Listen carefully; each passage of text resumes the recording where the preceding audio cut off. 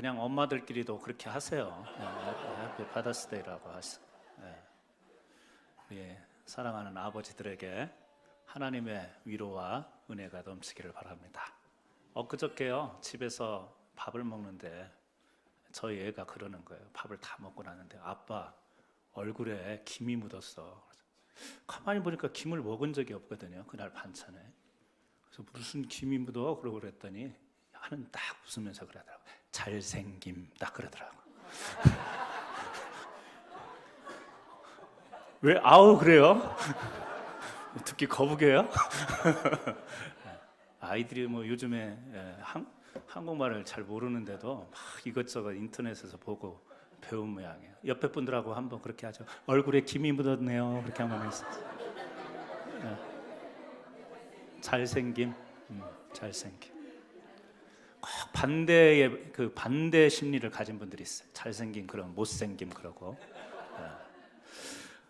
여러분들은 다 하나님 앞에서 잘 되신 분들, 잘생긴 분들, 잘된 분들이 된 줄로 믿습니다. 오늘 하나님의 말씀을 통해서 용서가 되지 못한 용서, 이런 제목으로 여러분과 함께 은혜를 나누겠습니다. 사무엘하 3장에 보게 되면 이 다윗의 아들들의 이름이 나옵니다. 헤브론에서 낳은 아들들의 이름이 나오는데 그 중에서 이 첫째 아들 누구냐면 암논입니다. 이름이 암논입니다. 근데 그의 어머니는 아히노암입니다. 이 6명의 아들들의 이름이 소개가 되는데 동시에 어머니의 이름들도 같이 나열이 돼요. 그러니까 이 6명의 아들의 어머니가 각자 다 다르다라는 이야기입니다. 이 첫 번째 아들은요, 암논입니다. 그리고 그 중에 셋째 아들이 있는데 셋째 아들은 압살롬입니다. 그의 어머니는 마아가예요. 그런데 이 마아가에게 또 딸이 한 명 있었죠. 압살롬의 여동생입니다. 이름이 다말입니다. 그런데 한 번은 이 집안에 일이 벌어지는 거죠. 왜 그러냐면 이 첫째 아들인 암논이 압살롬의 여동생인 이 다말을 욕보이게 되는 것입니다. 다 이복 형제들인데 이것을 이제 이 압살롬이 견디지를 못하는 겁니다. 자기 위가 첫째 암논에게 욕을 당한 것을 견디지를 못합니다. 2년 동안 이 마음에 계속해서 이 복수심을 갖고 살아가게 되는 거죠. 그러다가 결국에 어느 날 이 암논을 압살롬이 죽이게 됩니다. 그 죄로 인해서 그는 이제 외갓집 구술이라는 곳으로 피신을 가게 돼요. 그리고 거기에서 이제 3년의 시간을 보냅니다. 오늘 읽은 말씀은요, 그 3년이 지난 때에 이제 쓰여진 내용입니다. 아버지 다윗은요, 이 세월이 지나가면서 이 가정에서 일어나는 이 아픔, 비극에 이제 그 첫째 아들 암논을 잃어버린 것 때문에 마음이 상심되고 힘들었어요. 근데 이제 죽은 아들 시간이 지나면서 점차 잊게 됩니다. 그런데 이 셋째 아들 압살롬, 그술로 가서 피해 있잖아요. 그 첫째 아들을 죽인 그 잘못 때문에 압살롬이 얼마나 이 압살롬을 생각하면 화가 나고 얼마나 어떻게 해야 될지 모르는 그런 마음을 품었는데 이제 시간이 지나고 이제 3년쯤 되니까요. 죽은 아들은 서서 잊혀지는데 이 압살롬이 자꾸 보고 싶어지는 겁니다. 그리워지는 거예요. 죄를 짓고 잘못해서 지금 숨어 살기는 하지만 그 아들이 그리워지는 겁니다. 부모의 심정은 어쩔 수 없는 것 같습니다. 우리가 민수기 35장에 보게 되면 이스라엘 백성에게 있어서 이 사람을 죽이게 되면 반드시 이 살인자, 죽인 사람을 역시 죽이게 되어 있습니다. 그게 이스라엘의 전통이었죠. 더군다나 동생이 형을 죽였기 때문에 이것은 참 용서받기가 어려운 일이고 이 다윗도 지금 아들 압살롬이 그립기는 하지만 쉽게 다시 이 궁 안으로 불러들이기가 어려운 것입니다. 이 다윗의 이 고민을요, 다윗의 신복인 요압이 눈치를 챈 거예요. 지금 다윗이 그 아들 압살롬, 죄를 짓고 도피한 이 압살롬을 굉장히 그리워하고 있구나라고 그렇게 이제 눈치를 챈 겁니다. 그래서 드고아에서 살고 있는 한 지혜로운 여인을 불러다가 그렇게 부탁을 하는 겁니다. 당신을 이 다윗에게 가가지고 당신이 과부라고 이야기를 해라. 그리고 두 아들이 있었는데 형이 동생을 죽였다고 이야기를 해라. 그래서 동네 사람들이 이 사실을 알고 가만히 있지 않고 이 동생이 죽인 형을 잡아서 죽여야 된다고 그렇게 이야기를 하라는 거죠. 네. 이 여인이 드고와 여인이 다윗에게 들어갑니다. 가가지고 이 요압 장군이 시킨 대로 그대로 이야기를 하는 거예요. 나는 홀로 사는 과부인데 우리 집안에 두 아들이 있다. 그런데 형이 동생을 죽여가지고 지금 우리 동네에서 동생을 죽인 이 형을 잡아서 죽여야 된다고 난리인데 내가 남편 없이 혼자 사는 것도 힘들고 아들이 있어서 그래도 대를 이어갈까 하는 소망을 가지고 살았는데 이제 동네 사람들이 이 아들마저 잡아서 죽이게 되면 우리 집안은 몰락하게 된다. 다윗이요, 듣고 보니까 참 그래요. 안 됐어요. 과부가 된 것도 참 힘들 텐데 그 두 아들의 비극이 있어서 또 다른 아들마저 잊어버리게 되면 정말 그 말이 맞는 것 같아요. 다윗이 이 여인에게 이야기합니다. 걱정하지 마라. 내가 지켜줄게. 내가 보호할게. 사람들이 그 아들을 해하지 못하도록 내가 지켜줄게. 이렇게 이야기를 하는 거예요. 이 이야기를 끝내자 이 여인이 이제 이 다윗의 집안의 형편을 이야기를 하는 겁니다. 압살롬 이야기를 꺼내는 거죠. 당신이 그리워하고 당신이 사랑하는 그 아들 데려오기를 주저하지 말라. 다윗이 이상하잖아요. 이 여인이 와갖고 그런 자기의 속사정을 다 안다라는 것이. 그래서 누가 시키던가 누가 이런 말 하라고 하던가 그랬더니 이 여인이 고백을 하죠. 요압이 그렇게 이야기를 하더라는 거. 거기에서요 다윗이 힘을 얻죠. 그래서 요압을 불러다가 이제 자기 아들을 불러오기로 그렇게 합니다. 이 드고아 여인이요 이 다윗에게 가가지고 그 아버지의 이 부성, 애정, 동정 이것에 호소를 하는 겁니다. 사실은 다윗이 지금 그럴 만한 심정이 됐긴 했지만 이 아들에 대해서 하나님 앞에서 잘못한 일에 대한 분명한 책임 또 분명한 어떤 징계를 내리는 것이 맞았어요. 그러나 그렇게 하지 않습니다. 그리고 그야말로 이제 그 애정과 아들에 대한 그리움 이것으로 인해서 아들을 불러옵니다. 우리가 이 다윗에게 똑같은 비슷한 방법으로 이 나단 선지자가 비유를 들어서 이야기한 내용을 기억하실 거예요. 뭐죠? 우리아의 아내 밧세바를 간음하게 될 때, 취하게 될 때 어떤 이 비유를 나단 선지자가 들었죠? 한 집에 양도 많고 짐승을 많이 기르는 사람이 손님이 오니까 그 손님을 대접하기 위해서 이 암양 새끼 한 마리를 자식과 함께 딸처럼 여기면서 잘 귀하게 키우는 그것 하나를 뺏어다가 손님을 대접한다. 그 이야기를 들은 다윗이 막 노를 바라잖아요. 어떻게 그런 일이 있을 수 있는가? 예? 자기는 풍성하게 많은 것을 가지면서도 손님 대접한다고 이웃에 있는 정말 가난하고 하나밖에 없는 그것을 뺏어다가 어떻게 그럴 수 있는가? 나단 선지자가 그것을 지적하잖아요.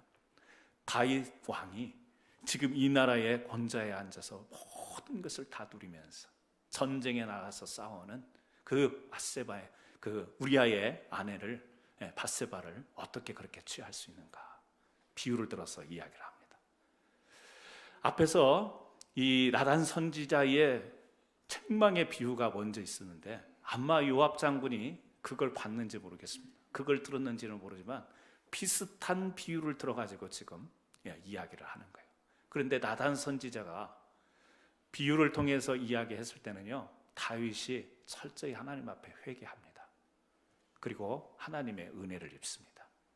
그런데 오늘 요압 장군의 이 비유로 이제 한 여인을 보내서 한 이 충고는요, 이 어드바이스는 오히려 이 집안의 비극이 되어버리는 거죠. 이 비유의 이야기를 듣고 난 뒤에 결과는 어떻게 되느냐? 나중에 이 요압 장군에 의해서 아들 압살롬이 아버지를 반역하다가 비극적 죽음을 맞게 되는 겁니다. 비유의 이야기를 나단 선지자가 전했을 때는 다윗이 회개하고 회복을 하는데 요압의 지금 이 비유의 이야기를 듣고 나서는 회복이 되는 것이 아니라 거기에 가정 안에 아들이 죽게 되는 비극이 일어나게 된다는 거죠. 여러분, 왜 이런 이 비극이 일어났을까? 분명히 아들 압살롬은 잘못을 하고 집을 떠나 있습니다. 그리고 그것을 그리워하는 이 아버지 다윗의 마음속에는요, 그를 그리워하고 있어요. 그런데 이것이 왜 비극으로 왔을까? 도망간 자에게는요, 자기 자신의 죄를 자각하고 인정하고 회개하는 것이 필요하고, 그 아버지는 정말 그 자식을 품에 안는 사랑과 용서가 필요한데 그것이 어그러진 겁니다. 어그러짐으로 인해서 용서되지 못하고 비극으로 가게 되는 이 역사를 우리는 보게 됩니다. 자, 오늘 세 사람을 통해서 용서가 용서되지 못한 특히 이 압살롬이 죽게 된 배경에 어떤 이 사람들의 부족함이 있었는가, 연약함이 있었는가, 이걸 보면서 우리도 세상에 살아가면서 그렇습니다. 때로는 용서함을 받아야 되기도 하고, 때로는요, 우리가 누군가를 용서해 주기도 해야 됩니다.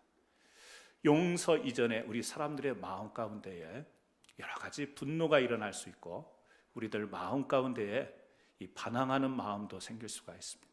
복잡한 우리들의 마음이 있을 수 있는데, 하나님은요, 우리 하나님의 사람들이 그런 것을 가질 수는 있으나 우리에게 분노가 다가올 수 있고, 우리가 반감이 다가올 수 있고, 우리의 마음속에 할 수도 있지만, 그런 것들을 어떻게 신앙인들이 잘 해소해야 되는가, 잘 극복해야 되는가, 이것이 바로 우리의 믿음의 승리의 길인 것이고, 우리 성도가 가져야 될 태도라고 생각합니다.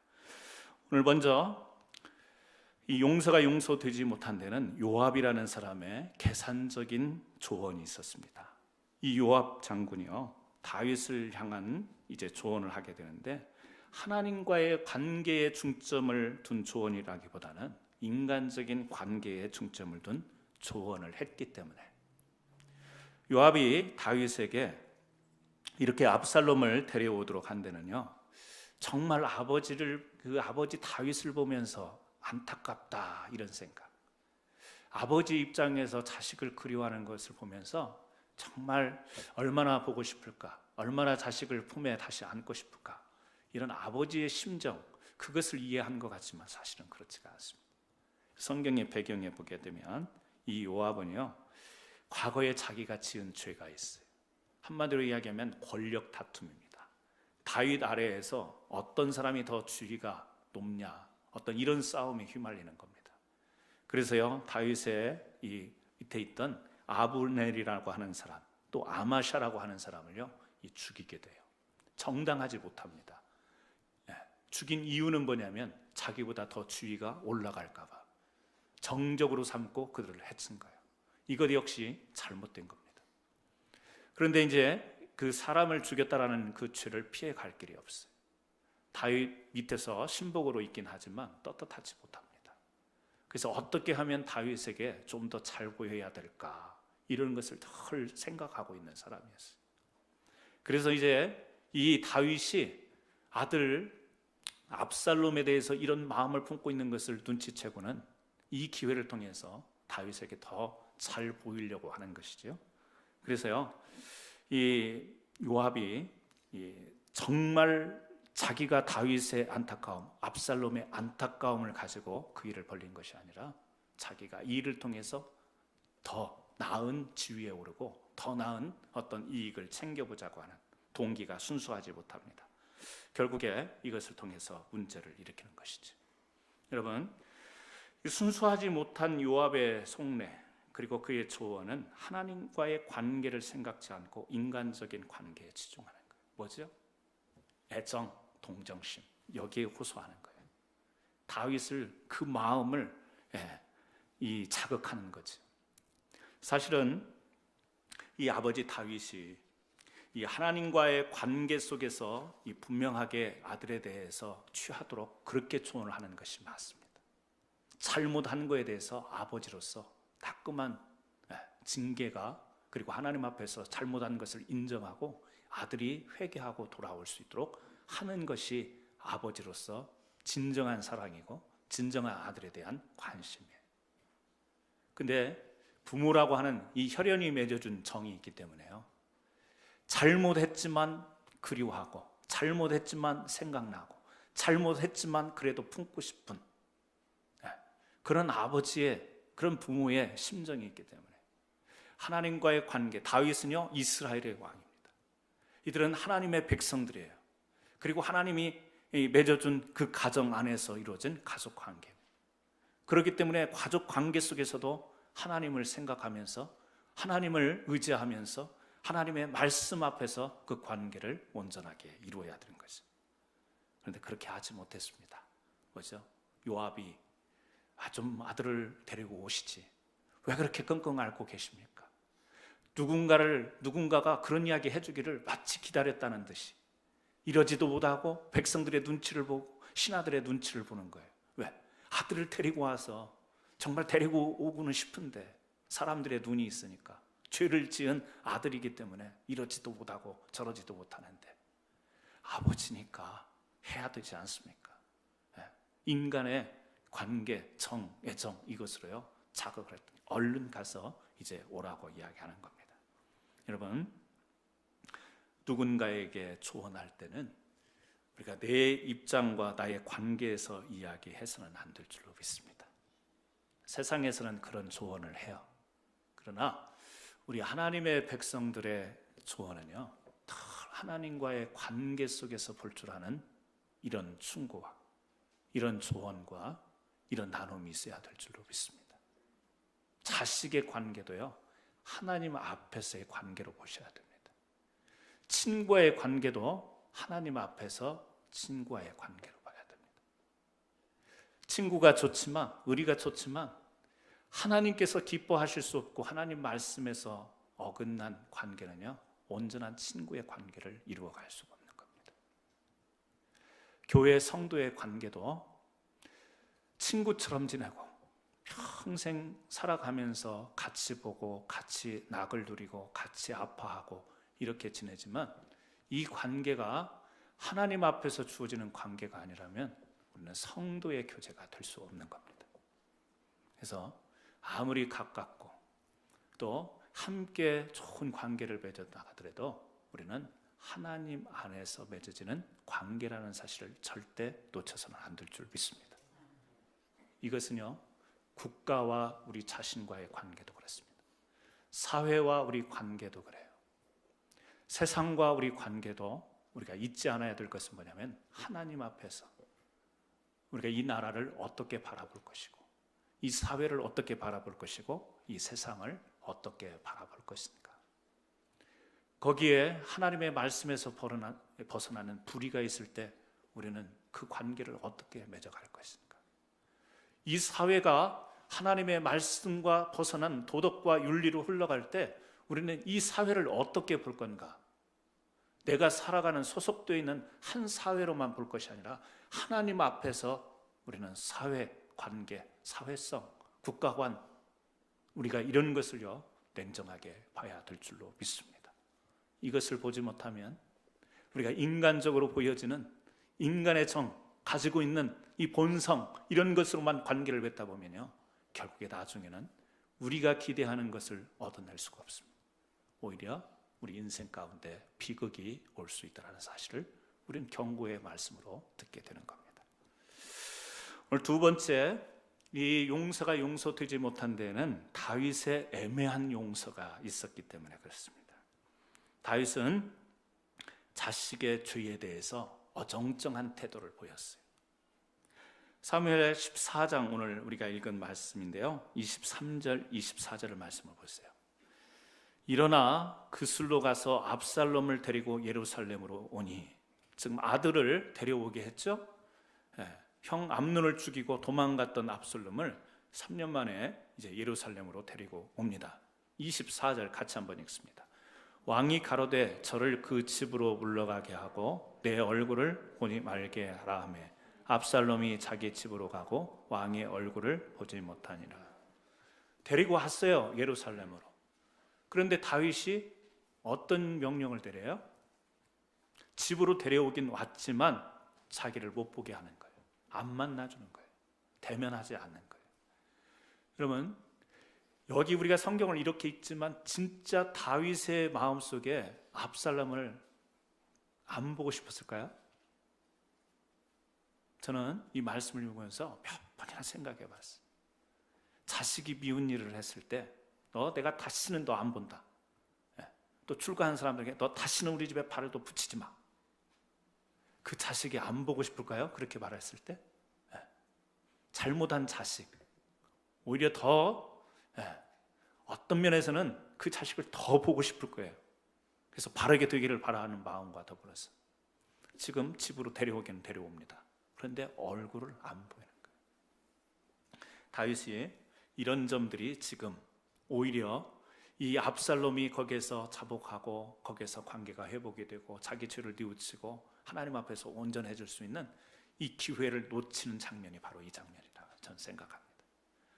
아울러서요, 우리가 13장에 보게 되면 13장 21절을 한번 13장 21절을 보게 되면 이때 무슨 일이 벌어지냐면 첫째 아들 암논이 이 압살롬의 여동생 다말을 욕을 보였을 때 그 일을 듣고 13장 21절 다윗 왕이 이 모든 일을 듣고 심히 노하니라.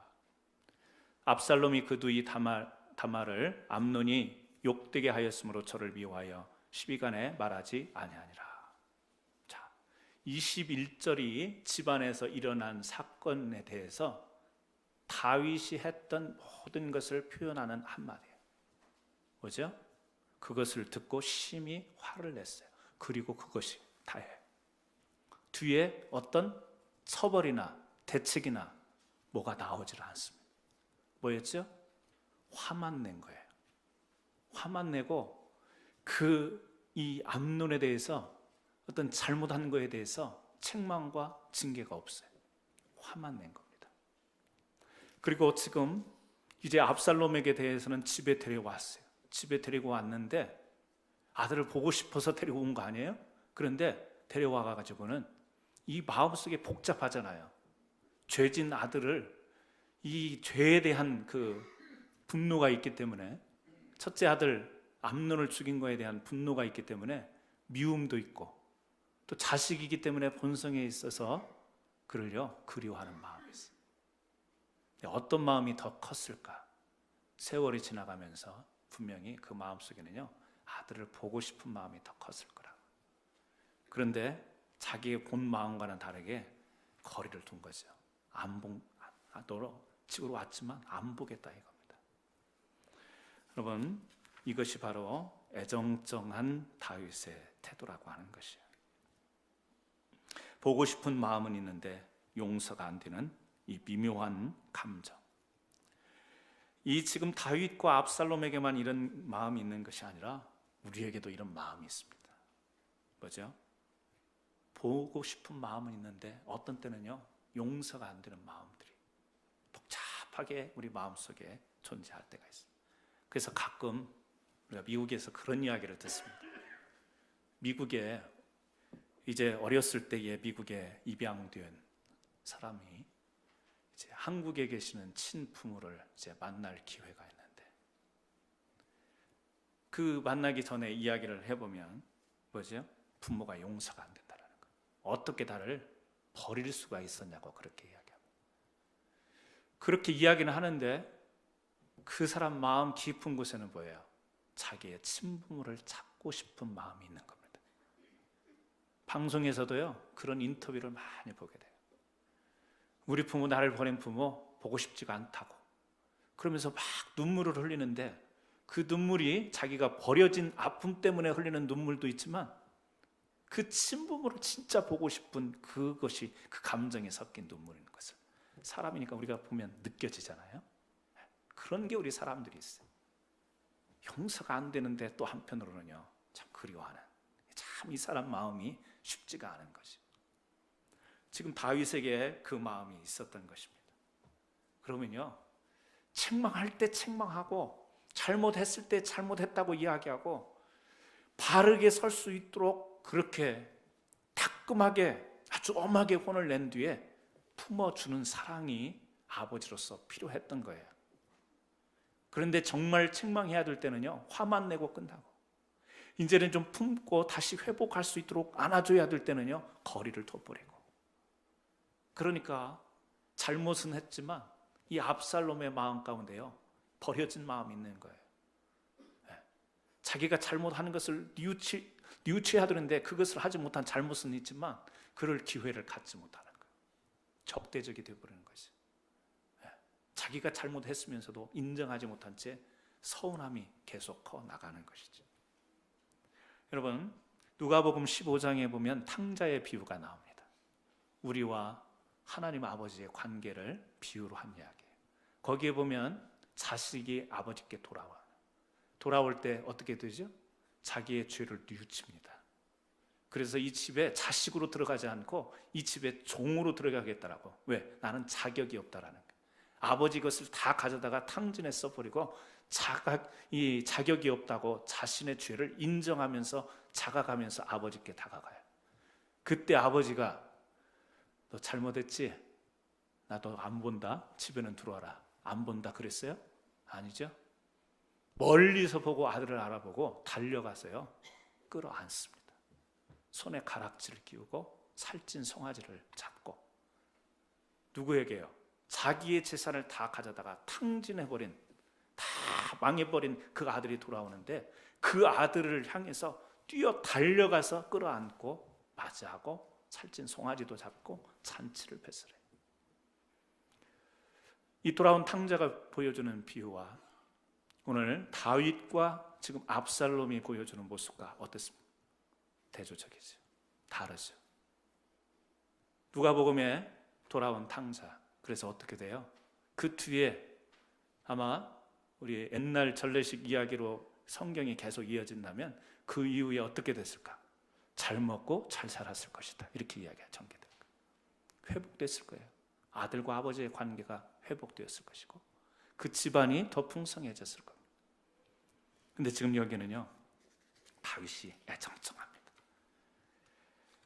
따끔하게 혼을 낼 때 혼을 내지 않고 사랑으로 품어줘야 될 때는 또 거리를 두는 이 애매모호함. 여러분, 그래서 우리가 사람과의 관계든 우리가 삶 가운데서 우리가 항상 분명하게 살아갈 수는 없습니다. 저도요, 다 애매모호함 속에서 살아갈 때가 많아요. 어떤 일을 결정할 때도 분명하게 결정하기가 어려운 것들이 너무 많습니다. 이 생각 저 생각 하다 보면 어떤 때는 애매한 결정을 내릴 때가 참 많아요. 우리가 살아갈 때 그렇습니다. 분명하게 판단하고 분명하게 결정 내리고 살아가는 것이 결코 쉽지는 않습니다. 그럼에도 우리의 삶의 방법을 우리가 선택을 한다면 애매모호한 것을 지향할 수 있는 그런 태도를 갖는 것, 이건 참 중요하다고 생각합니다. 특별히 우리가 오늘 아들에 대한 용서를 보면서 우리 자식들, 아니면 역으로 우리 부모님들, 아니면 가족 관계가 아니더라도 우리 주위에서 함께 어우러져서 살아가는 사람들과 관계 속에서 어떤 때는 애매함 때문에 서로 오해가 생기고 애매한 말, 애매한 처신 때문에 오히려 더 안 좋아지는 경우가 생기는 것을 우리가 보게 됩니다. 마음에 있는 것을 솔직히 표현하면 그것이 전달이 되고 이해가 될 텐데 어떤 때는 마음은 그러면서 겉으로는 튕기듯이, 겉으로는 빗나가듯이 그렇게 자기 마음과는 상관없이 그렇게 하는 거예요. 이쁘면 이쁘다고 말하고 좋으면 좋다고 이야기하는데 이쁜 것도 좋은 것도 아니고요, 애매모호하게 표현한 그런 거 있잖아요. 좀 격려해주고 안아주면 좋은데 우리가 그게 안 되는 거예요. 마음속에서는 한번 힘껏 안아주고 싶은데 좀 거리를 두는 거. 우리 자식들에게 그런 거 없을까요? 우리 형제들에게 그런 게 없을까? 우리 부모에게 그런 것이 없을까? 오늘 세 번째, 이 용서가 용서되지 못한 데는요, 압살롬에 쌓이는 복수심, 이것이 또 작용을 하는 거죠. 압살롬은 온 이스라엘에 칭찬받는 사람이었습니다. 사무엘 하 14장 25절, 우리가 읽은 말씀 다음 절을 한번 보세요. 온 이스라엘 가운데 압살롬같이 아름다움으로 크게 칭찬받는 자가 없었으니 저는 발바닥부터 정수리까지 흠이 없음이라. 참, 이 말씀 보면서 굉장한 열등감을 느꼈어요. 발바닥부터 정수리까지 흠이 없었대. 머리 정수리. 저는 발바닥에는 무좀이 있죠. 머리에는 비듬도 있죠. 이 사람은 흠이 없었대. 깨끗하다. 그 머리털이 무거움으로 연말마다 깎았으며 그 머리털을 깎을 때에 아본즉 왕의 처울로 200세겔이나 더하더라. 머리수도 많아요. 이 사람이요, 겉으로 볼 때 진짜 많은 사람들이 흠모할 만한 그런 외모를 가진 사람이에요. 또 사무엘하 15장에 우리가 읽게 되면요, 이제 압살롬이 이 성 안에 딱 자리를 차지하고 있어서 백성들이 뭔가 문제가 생겨서 이제 정부에 해결을 해달라고 이렇게 찾아오는 사람들, 그런 사람들 앞에서 이 사람들을 유혹합니다. 어떤 유혹을 해요? 이 나라에는 제대로 판결을 해줄 사람이 없다. 당신이 하는 이야기를 들어보니까 당신이 억울한데, 재판을 하면 당신이 반드시 이겨야 되는데 이 왕궁에 들어가서 이야기해봤자 공정한 판결을 안 내릴 것이다. 내가 그 자리에 있으면 당신 같은 사람 도울 텐데. 사람들이 이야기를 들어보니까 어디 가서 억울함을 당하고 어디 가서 하소연도 못하는데 딱 들어보니까 너무 좋은 말을 자기 편의 입장에 서서 이야기를 해주는 거예요. 이 압살롬이 왜 이런 이야기를 하죠? 이제 그 마음속에요, 아버지가 자기를 품지 않고 거리를 두고, 자기는요 그래도 자기 동생이 당한 것을 생각해서 분노가 치밀어서 억울해서 그렇게 행동을 한 건데, 죽인 건데, 아버지는 그 마음을 조금 더 이해해 주지 못하는 것 같고 자기를 계속해서 거리를 두는 것 같은 이 마음속에 복수심이 일어나는 거예요. 아버지 소용없다. 내 마음도 이해해 주지 못하는 아버지. 그래서요 반역을 일으키려고 그 마음을 품는 거예요. 백성들의 마음을 다윗에게부터 이제 자기에게로 사람들이 결집하고 응집하게끔 한 사람 한 사람 사람들의 마음을 뺏어오는 겁니다. 그래서요 15장 6절에 이런 말씀을 해요. 무릇 이스라엘 무리 중에 왕께 재판을 청하러 오는 자들에게 압살롬의 행함이 이 같아서 이스라엘 사람의 마음을 도적하니라. 이스라엘 사람들의 마음을 도적했대요. 뭐예요? 사람들의 마음을요 돌이키는 겁니다. 뺏어가는 겁니다. 누구에게로? 자기에게로. 그래서 사람들을 한 사람 한 사람, 또 사람들의 세력을 이 한 세력 두 세력 자기 편으로 만드는 거예요. 그래서 이제 아버지를 향해서 반역을 하죠. 반란을 일으키다가 나중에 이 데려왔던 요압 장군의 창에 찔려서 이 아들 압살롬이 죽게 되는 비극을 맞이하게 돼요. 비극 그 자체입니다. 뭐죠?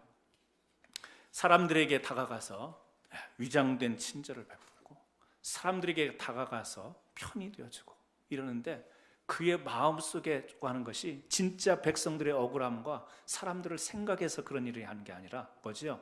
자기의 반역하는 일을 도모하기 위해서 위장된 친절을 베풀면서 그의 마음속에는요 여전히 분노로 인하여서 복수심이 가득 차 있는 거예요. 사람들의 세력을 얻습니다. 사람들의 마음을 얻었어요. 그래서 반역까지 일으킵니다. 하지만 어떻게 돼요? 결과가 어떻게 돼요? 죽게 돼요. 비극으로 끝나요. 여러분, 우리가 살아가다 보면 분노할 일이 있습니까? 없습니까? 있습니다. 화가 나는 일이 있어요. 분노가 치밀어 오릅니다. 하지만 분노가 우리의 감정에서 계속 발전해서 이것이 복수심으로 나가게 되면 그것은 큰일입니다. 그러니까 우리가 살아가면서 어떤 때는 잘못된 것을 보고 분노를 일으킬 때도 있고요, 어떤 옳고 그른 것을 떠난, 시비를 떠난 어떤 분노가 일어날 때도 있습니다. 사람이니까 분노하는 것 그 자체는요, 그건 어쩔 수 없어요. 자연스러운 것일 수. 문제는 뭐냐면 분노를 감정으로 키우는 거예요. 분노가 키워지다 보면, 크다 보면 결국에 뭐가 돼요? 이 압살롬처럼 복수해야 되겠다. 복수심이 키워지게 됩니다. 항상 이 분노하면서 복수하겠다라는 생각이 드는 것은 그 안에 뭐가 들어있어요? 피해의식이 들어있기 때문에. 나는 뭔가 손해봤다. 나는 뭔가 피해를 봤다. 이 의식이 있어서 뭔가를 갚아주겠다라고 하는, 나를 보상하겠다라고 하는 그 마음 가지고요 계속해서 거기에 집중하게 됩니다. 사람이 이 분노와 복수심을 가지고 가면 다른 사람이 아니라 내가 불편하고 내가 힘든 겁니다. 우리 특히 그리스도인들에게 있어서 우리가 예수 믿는다고 예배 드린다고 분노가 없는 거 아닙니다. 우리에게도요, 억울한 감정이 들 때도 있고 여러 가지 가질 때도 있습니다. 문제는 뭐냐면 이것을 어떻게 다스리느냐가 어떤 결과를 가져온다라고 하는 사실을 우리는 잘 기억해야 됩니다. 그래서 막 어떤 사람은 분해서 복수의 칼을 갈죠. 복수의 칼 들어보셨어요? 복수의 칼을 간다. 우리가 분노하고 억울한 일이 있을 때 칼을 갈긴 갈아야 돼. 분노의 칼, 복수심의 칼이 아니라 우리는 하나님 전혀 어울리지 않는 성령의 검을 들려주셨어요. 성령의 칼 잘라내야 됩니다. 원수를 잘라내는 게 아니고 우리의 분노의 감정을 잘라내야 돼요. 통통한 무를, 근데 이게 좀 싸게 사온 거라 바람도 들어갔고 새까맣게 이렇게 썩은 부분도 있어서 둥치는 이만해요. 근데 바람 들어간 부분, 썩은 부분 잘라내라고 그래서 잘라내기 시작했어요. 나중에 잘라내고 보니까요, 무가 요만해요. 이만한 무가 먹을 만한 것은 요만해요. 조그만해요. 절대 바람 든 거 썩은 거 사지 마세요.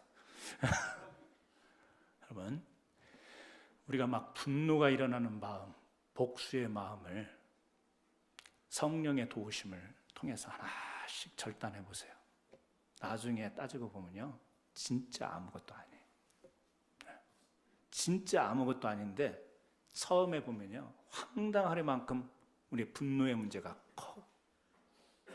우리의 막 그 마음이, 감정이 어마어마해서 내가 감당하기 어려운 막 얼마나 큰지 몰라요. 그러나 그 분노와 감정을요, 하나씩 하나씩 성령의 검으로 그야말로 한번 썩은 부분, 바람드는 부분, 제대로 안 된 부분을 쳐내려가면 우리의 분노, 우리의 억울함, 우리의 어떤 이 원수 맺는 마음, 이런 것들이 진짜 나중에 보면 아무것도 아닌 것 때문에 생긴 것을 우리가 발견하게 됩니다. 이것이 뭐예요? 그리스도인들의 능력인 것입니다. 우리는 엄청난 일을 하는 게 능력이 아니라 우리 자신을 컨트롤할 수 있는 이것이, 우리의 감정과 우리의 분노를 다스려 나갈 수 있는 이것이 그리스도인의 능력이라는 사실을 한번 기억해야 됩니다. 저는 우리 성도님들이요, 그런 분들이 됐으면 좋겠어요. 내 감정이 하나님의 말씀보다 앞서는 사람이 돼서는 안 될 줄로 믿습니다. 내 억울함이 하나님의 말씀보다 앞서서는 안 되고 더 커 보여서는 안 될 줄로 믿습니다. 부단히 우리는요, 우리 믿는 자에게 될 해답은 뻔한 해답이에요. 너무 간단하면서 또 어떤 때는 참 인정하기 어려운 것 같지만 뭐죠? 하나님 관계 속에서 우리의 감정도, 우리의 행함도, 우리의 상황도, 우리의 환경도 다 하나님 앞에서 철저하게 내려놓고 칠 것을 치고, 그리고서 그 안에서 우리 자신을 발견하면, 여러분, 다윗이 정말 압살롬을 용서 못할 사람이에요? 아니죠. 이미 용서로 다가갔어요, 사실은요. 그런데 용서가 용서로 되지 못한 데는 아들 압살롬의 마음이 너무 다쳐버린 거예요. 강팍해져 버린 거예요. 분노가 그 자신에게 있어서.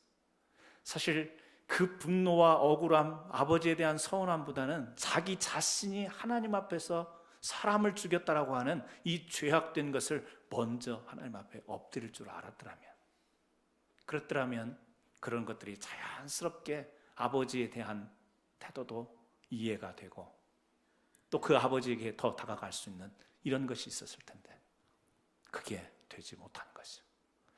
오늘 우리는 요압 장군과 그리고 다윗, 아버지 다윗과 아들 압살롬의 안타까운 부분들을 우리는 살펴봤습니다. 용서가 되었으면 좋았을 텐데, 누가복음에 나오는 것처럼 아버지가 아들을 끌어안는 이 용서와 사랑과 아들이 자기의 죄를 뉘우치고 모든 것을 이제 용서를 빌면서 아버지께 다가갔던 모습이 다윗의 집안에도 있었으면 참 좋았을 것을. 용서가 되지 못했습니다. 여러분, 오늘 신앙생활을 하는 우리들에게 용서하고 싶은 마음이 있는가 하면 용서가 되지 않는 모습이 우리에게도 있을 수 있습니다. 또 누군가에게 우리가 잘못을 지었고 또 정말 사과하고 싶고 또 하나님 앞에 회개하고 싶은데 먼저 이루어져야 될 회개와 뉘우침과 사과는 없이 서운한 것 때문에 감정이 생기고 분노가 일어나고 내가 잘못했다 할지라도 저래서는 안 되는 거지, 언젠가 너도 당하게 될 것이다, 복수심이 끓어오르는 마음이 우리를 지배하고 있다면 우리는 하나님께 예배하는 예배자이면서도 진정한 하나님의 백성이 될 수가 없는 것입니다. 오늘 이 시간을 빌어서 혹시 오랫동안 가족 가운데에 앙금이 있고 친척 가운데에 또 교회 성도 간에 또 우리 사회에서 이웃 간에 용서가 되지 못하는 부분들이 있어요.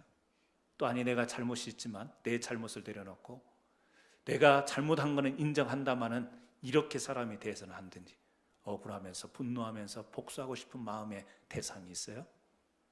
여러분, 이 모든 마음들이 우리에게 있는 복잡한 마음이지만 오늘 우리는 하나님 앞에 우리의 모든 것을 맡기를 원합니다. 성령 앞에 우리 자신을 내어놓기 바랍니다. 성령은 우리를 굴복하게 만들어요. 감정도 내려놓게 하고 분노도 내려놓게 합니다. 하나님의 말씀은 우리를 그렇게 인도하셔요. 그래서 우리 인간관계로 해결하려고 하지 말고 관계 문제로 해소하려고 하지 말고 심리적으로 해결하려고 하지 말고 하나님의 말씀과 성령의 은혜로 우리들의 삶에 미묘한 마음들, 복잡한 마음들을 다스려가기를 주의 이름으로 축원합니다. 기도하십니다. 하나님 아버지, 감사합니다. 오늘 또 우리가 이 세상 살아가면서 가족 간에 부자지 간에도 이해하지 못하고 용서하지 못하고 사랑하지 못하고 뉘우치지 못하고 살아가는 삶의 모습이 있습니다. 그래서 각자에게 아픔이 있고 상처가 있는 가정, 사회, 교회, 하나님, 우리가 그 가운데 살아가고 있지는 않는지 오늘 말씀을 통해서 한번 돌아봅니다. 우리의 인간관계도 사람의 갖는 동정과 애정도 우리의 모든 관계를 온전하게 이룰 수가 없습니다. 하나님의 마음과 성령의 도우심을 통해서 하나님의 진리의 말씀과 우리를 바르게 하시는 진리를 통하여서 하나님, 온전한 고백과 온전한 용서가 이루어질 수 있는 삶을 살아가기를 이 시간 다시 한번 주님 앞에 구합니다. 우리의 마음, 복잡한 마음, 사람의 마음처럼 복잡한 마음이 없는 줄 압니다. 하나님, 이 마음을 다스려 주옵소서. 우리의 감정도 우리의 분노도 다스려 주시고 오직 주께서 우리 안에 거하셔서 하나님의 마음처럼 분노는 있으나 또 억울함은 있으나 또 때로는 황당함은 있으나 이것을 하나둘 우리가 헤쳐내리고 다시 한번 주의 마음으로 모든 것을 극복하며 승리하는 믿음의 승리자들 될 수 있도록 인도하옵소서. 예수님의 이름으로